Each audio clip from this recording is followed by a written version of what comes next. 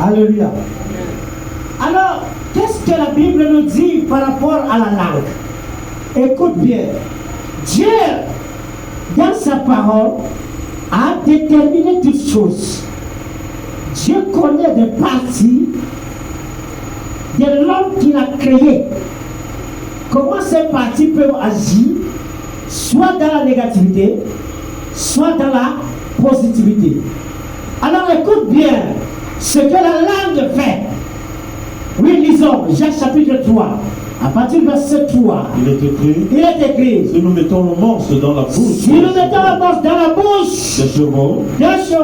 des chevaux pour qu'ils nous obéissent, nous dirigeons aussi leur corps tout entier. Alors nous dirigeons aussi leur corps, parce qu'en mettant cela dans leur bouche, puisqu'il y a une corde qui est attachée, alors la personne qui est sur le cheval arrête ses cordes pour commencer à faire quoi? À diriger le cheval, soit d'aller à gauche, soit d'aller à droite. Oui. Voici. Même les navires qui sont si grands, oui, et que poussent des vents impétueux, sont dirigés par un très petit gouvernail. Alors même les navires sont dirigés par un très petit gouvernail.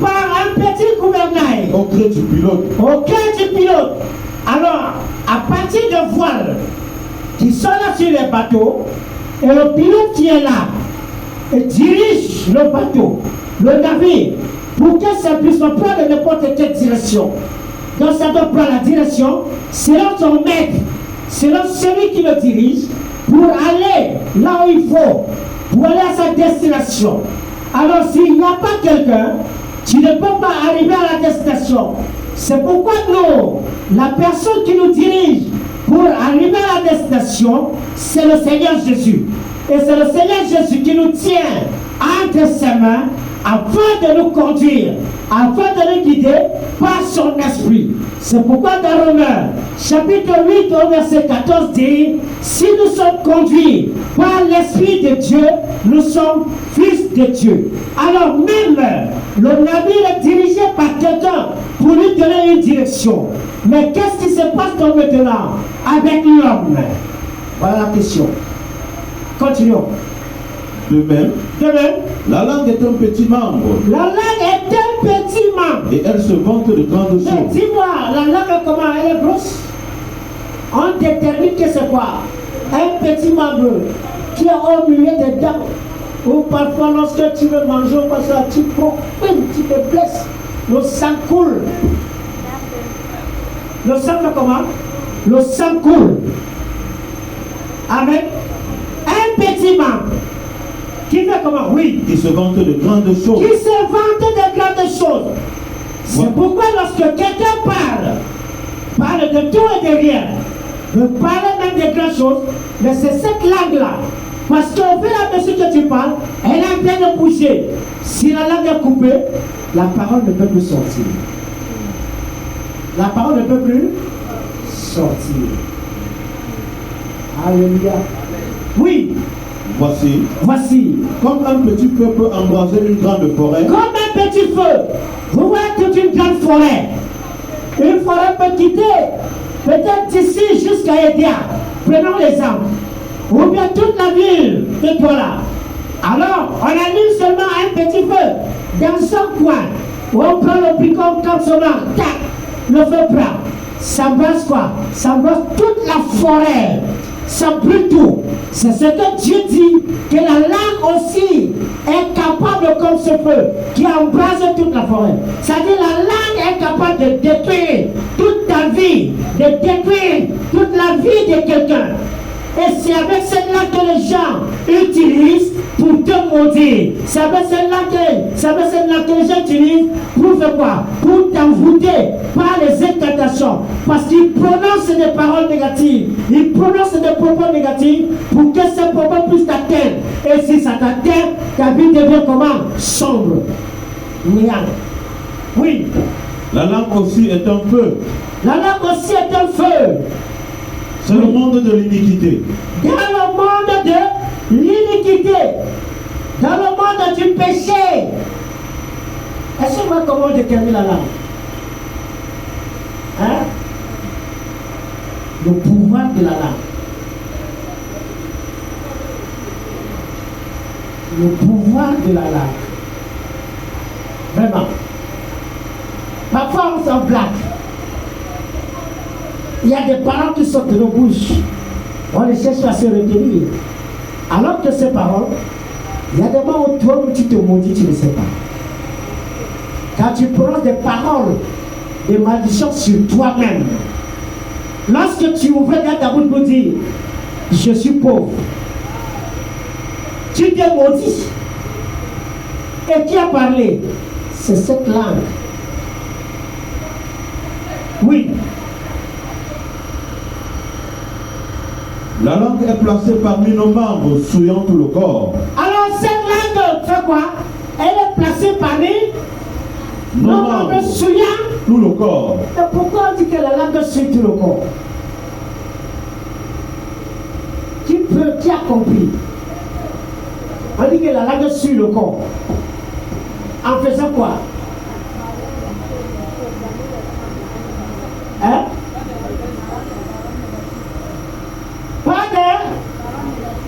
Pas de paroles négatives. Alors cette langue-là va suer tout ton corps. Oui. Et enflammant le cours de la vie. Enflammant le cours de la vie. Ça suit d'abord le corps et ça enflamme quoi? Le cours de... Quand on dit le cours de la vie, ça veut dire quoi? On dit le cours de ta vie, ça veut dire quoi? Hein? Le temps de ta vie, la longévité de ta vie, ça dit au fur et à mesure que tu marches, tu chemines dans ta vie, ça fait quoi? Ça te le fait quoi? T'es enflammé. Quand on dit quelque chose enflammé, ça dit quoi? Ça brûle. La langue brûle ta vie. À chaque fois que tu chemines, chaque jour que tu te lèves, les paroles que tu as prononcées par ta langue, que tu as fait sortir, brûlent ta vie tous les jours, mais tu ne sais pas. Oui. Étant elle-même enflammée par la GN. Elle-même enflammée par la GN. Par la GN. La GN ici c'est quoi? La GN c'est l'enfer. Je ne sais pas si vous comprenez. Enflammé par la gêne. Mais qui est dans la gêne? C'est Satan qui est dans la gêne. Alors qu'est-ce que Satan fait? C'est Satan qui met les paroles négatives dans ta bouche. Et la langue, comme tu parles, c'est la langue qui fait quoi? Qui tourne au milieu des dents. Oui. Toutes les espèces de bêtes et d'oiseaux, oui, de reptiles et d'animaux marins, des reptiles et des animaux marins sont domptés et ont été domptés par la nature humaine. Sont domptés, ont été domptés par la nature humaine. Mais la langue, oui, aucun homme ne peut la dompter. Aucun homme ne peut dompter la langue. Dis-moi, tu as vu qui dompter la langue? Aucun homme ne peut dompter, c'est-à-dire ne peut dominer la langue. Aucun homme ne peut être au-dessus de la langue. La langue est au-dessus parce que c'est elle qui parle. C'est elle qui parle. Alors, pour chercher à détruire tous les propos négatifs dans nos vies, il faut que nous puissions chercher à utiliser la langue de Jésus. Parce que la langue de Jésus prononce quoi? Des paroles positives. Parce que la parole de Dieu, c'est la parole qui est sortie de la bouche de qui? De Dieu.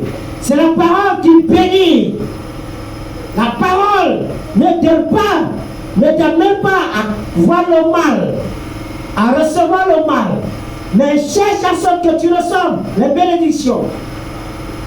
C'est pourquoi quelqu'un ne peut pas dompter la langue. Si tu domptes la langue, ça veut dire que tu l'as coupée.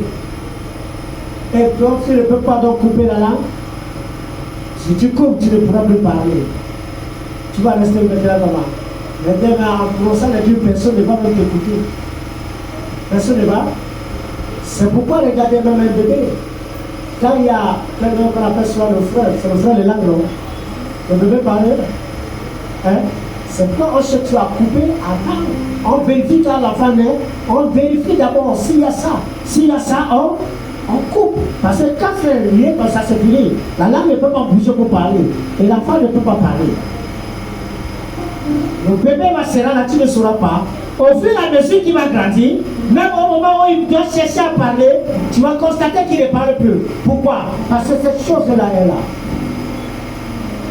Oui. C'est un mal qu'on ne peut réprimer. C'est un mal qu'on ne peut réprimer. Ah, non, la parole de Dieu. On dit que quoi? Que la langue est un mal qu'on ne peut réprimer. Oui. Elle est pleine d'un venin mortel. Elle est pleine d'un venin quoi? Mortel. Oui. Par elle, oui. Nous bénissons le Seigneur. Par elle, nous bénissons le Seigneur. Notre Père. Notre Père. Et par elle. Et par elle. Nous maudissons les enfers. Nous maudissons les enfers animaux de Dieu. De la même bouche. De la même bouche. Sorte la malédiction. Sorte la malédiction. Et la bénédiction. Et la bénédiction. Il ne faut pas, mes frères, oui, qu'il en soit ainsi. Il ne faut pas qu'il en soit ainsi. La source peut-elle jaillir par la même ouverture, l'eau douce et l'eau amère? Un figuier, mes frères, peut-il produire des olives ou des vignes, des olives ou une vigne, des figues? Oui. De l'eau salée ne peut non plus produire de l'eau douce. Alléluia. Amen. De l'eau salée ne peut plus produire de l'eau douce. Vous comprenez que la langue, ça c'est un petit mal qui dégage quelque chose. Alors, les incantations, que vous comprenez, les envoûtements par les incantations, c'est que ces esprits méchants utilisent les langues des personnes pour faire quoi? Pour te maudire. Ils utilisent les langues des personnes pour prononcer des propos maléfiques, des propos négatifs dans ta vie. Ce qui fait en sorte que partout où tu vas, cette parole te suit. Jésus a dit, ces paroles sont esprit et vie. Une bonne parole, c'est le Saint-Esprit. Une mauvaise parole, c'est le démon qui applique cela dans ta vie. C'est pourquoi Jésus disait à ses disciples, les paroles que vous écoutez sont esprit et vie. Alors, comprenez bien ce que la langue peut faire dans la vie d'une personne. C'est pourquoi ce soir, nous allons condamner toute langue. La Bible dit, tu condamneras toute langue quoi, qui s'élèvera contre eux. Pourquoi Dieu dit ainsi de condamner cette langue? Hein? Pourquoi Dieu dit ainsi? C'est parce qu'il connaît que dans ta vie, même si toi tu n'as pas écouté, les gens ont prononcé des paroles négatives dans ta vie, dans le noir. Et les esprits sont là pour appliquer cela dans ta vie. Amen. Alléluia. Amen. Il faut comprendre que les paroles sont très importantes dans la vie de l'homme. Les paroles de vie et non les paroles de la mort. Toute parole de la mort, l'incantation de la mort, agit dans ta vie, dans tous les domaines. C'est pourquoi Dieu le dit, lorsque nous lisons dans Ephésiens chapitre 4, verset 25. Ephésiens 4, verset 25. Ephésiens chapitre 4, le verset 25. Il est écrit. C'est pourquoi. Renoncez au mensonge. Et que chacun de vous parle selon la vérité à son prochain. Lorsque toi tu commences à mentir à ton frère et à ta soeur, le mensonge vient de Dieu. Non. Qui est le père du mensonge? Le diable. Alors, toi la langue te pousse à mentir. Mais Dieu dit que tu dois renoncer au mensonge. Si tu ne parles pas, tu ne peux pas mentir. Mais si tu ouvres dans la bouche, tu vas mentir. Oui. Au verset 29. Le verset 29. 29. Oui. Il est écrit. Oui. Qu'il ne sorte de votre bouche. Qu'il ne sorte de votre bouche. Aucune parole mauvaise. Aucune parole mauvaise. Mais s'il y a lieu. Quelques bonnes paroles. Qui servent à l'édification.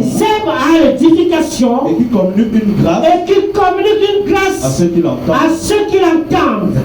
Alors beaucoup de personnes, même des enfants de Dieu, prononcent souvent des paroles négatives sur leurs frères, sur leurs sœurs, dans leur vie, négativement. Après tu vas dire que non, je blaguais, je m'amusais, c'était des blagues. Il n'y a pas de blague. Jésus a dit toute parole qui sort de la bouche sont esprit et vie. Alors, si toi tu dis que c'est la blague, ce n'est pas la blague. Le diable lui voit qu'il n'y a pas de blague là-dessus. C'est pourquoi, dans Éphésiens chapitre 5, au verset 4, qu'est-ce que Dieu nous dit là dans cette parole? Éphésiens chapitre 5, verset 4.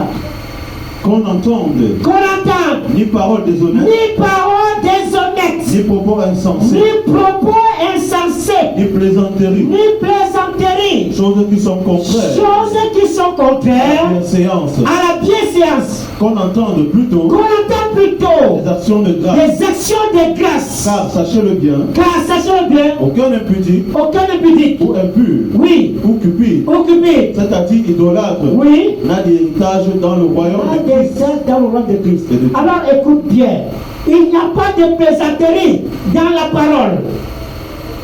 Il n'y a pas de paroles déshonnêtes avec ton frère. Relis-moi ce passage. Éphésiens 5, verset 4. Qu'on entende aucune parole déshonnête. Ni propos insensés. Oui. Ni plaisanteries. Donc des propos insensés que tu peux prononcer. Attends, tu vas dire non, je blaguais, je m'amusais. Il n'y a pas de blague. Quelqu'un dit que je blaguais pour l'autre. Renverse et renvoie cela sur la personne. Tu laisses ça agir dans ta vie.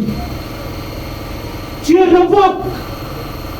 Et si tu es en train d'écouter, quelqu'un avait déjà prononcé une parole sur toi depuis, tu dois commencer à revoquer dans ton cœur.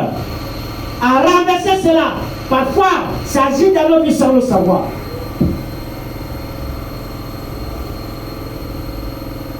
Amen. Alléluia. Ne t'attends même pas.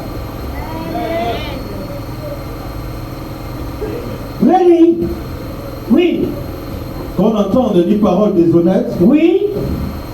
Ni propos insensés. Ni propos insensés. Ni plaisanteries. Ni plaisanteries. Choses qui sont contraires. Choses qui sont contraires. À la bienséance. À la bienséance. Choses qui sont contraires à la bien. Alors, bien aimé, le jour où tu es en temps où tu écoutes quelqu'un prononcer une parole après dire que j'ai blagué, comme ses nièces, ses belles-filles, les belles-sœurs qui étaient en train de prononcer les paroles en disant au village que après tel que c'est moi qui vais mourir, je leur ai dit que cette parole je renverse, je revoque et je renvoie cela sur vous-même. Parce que moi j'ai la connaissance. Alors si tu n'as pas la connaissance, quelqu'un va prononcer une parole, ça va t'attraper et ça va arriver. Pourquoi? Parce que la parole sortie pour dire que c'est toi qui vas mourir. Ça veut dire ils ont véhiculé l'esprit de mort pour se diriger à toi afin que cet esprit de mort vienne t'attacher. Pour faire quoi? Pour appliquer leur mission dans ta vie. Hein? Peut-être que toi, Nadine, que quand tu es là, tu ne ferais absolument rien, mon frère, effectivement, même si ton enfant, lorsque tu dis à ton enfant, ton petit, tu ne feras rien. Lorsque l'enfant grandit, il ne fera absolument rien. Remarquez cela. On dit que tu es bandit, tu seras bandit. Et effectivement, lorsque tu vas grandir, tu seras quoi? Bandit. Parce que tu n'as pas revoqué ces paroles. Et cet esprit applique cela dans ta vie. Amen. Amen. Alléluia. Est-ce que vous me suivez? C'est très important. Très très important. Matthieu 12. Lis-moi d'abord Luc chapitre 19, verset 22.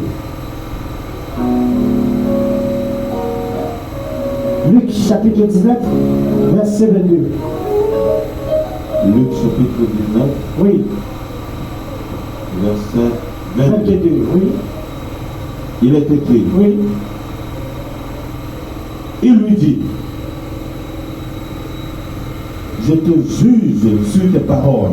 Je te juge sur tes paroles. Méchant serviteur. Méchant serviteur. Tu savais que je suis un homme sévère. Alors, vous voyez le mec, lorsque il avait ses serviteurs qui travaillaient avec lui,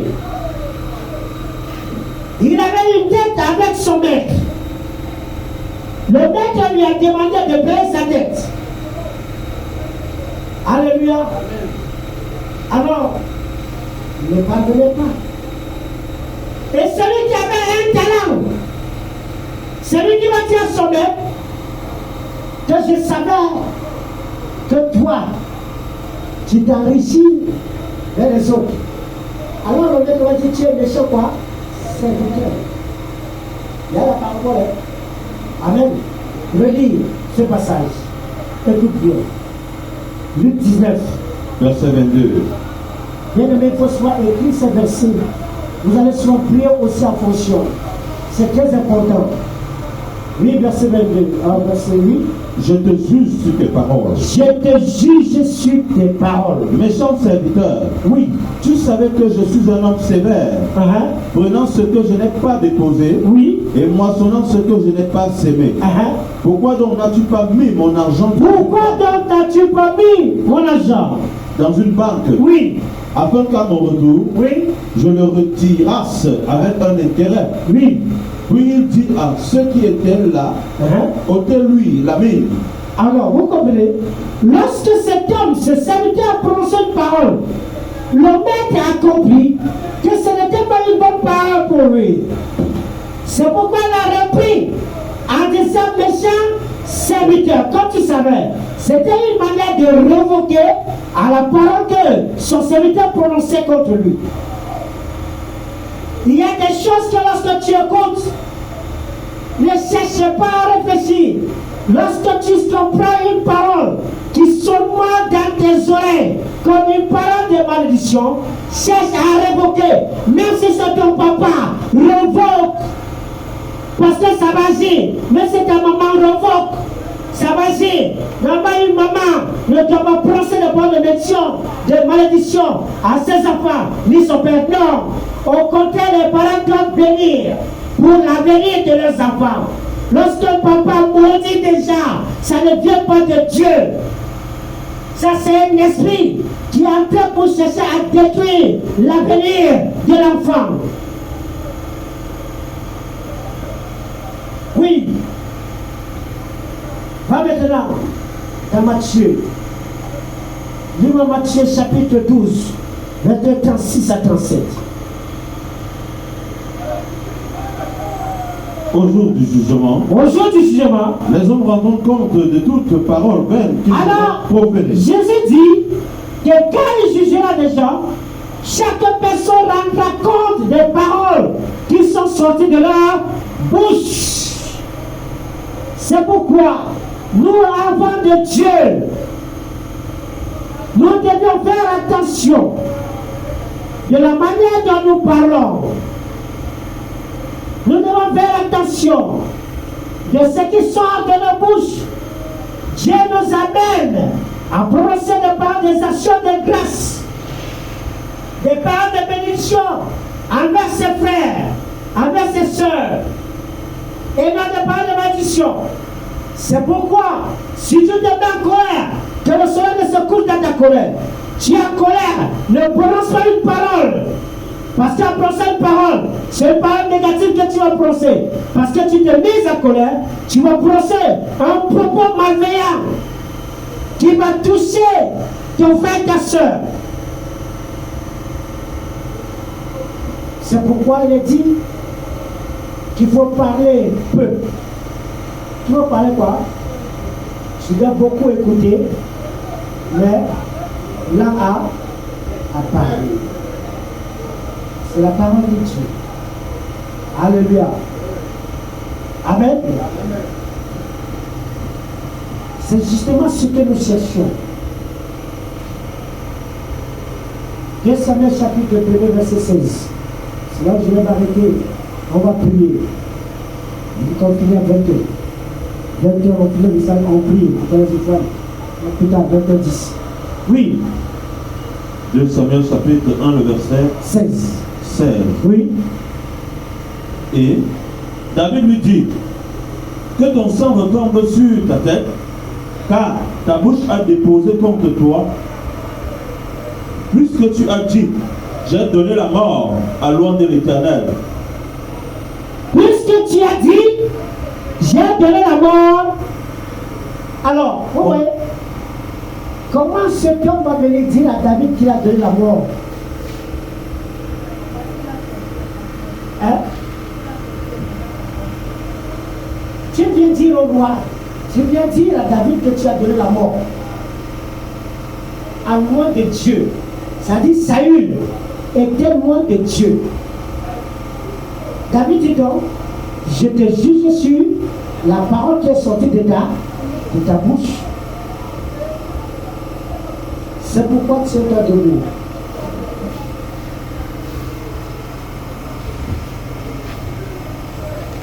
Toute langue qui s'élèvera contre toi, tu la condamneras. Et laisse ta voix et commence à condamner.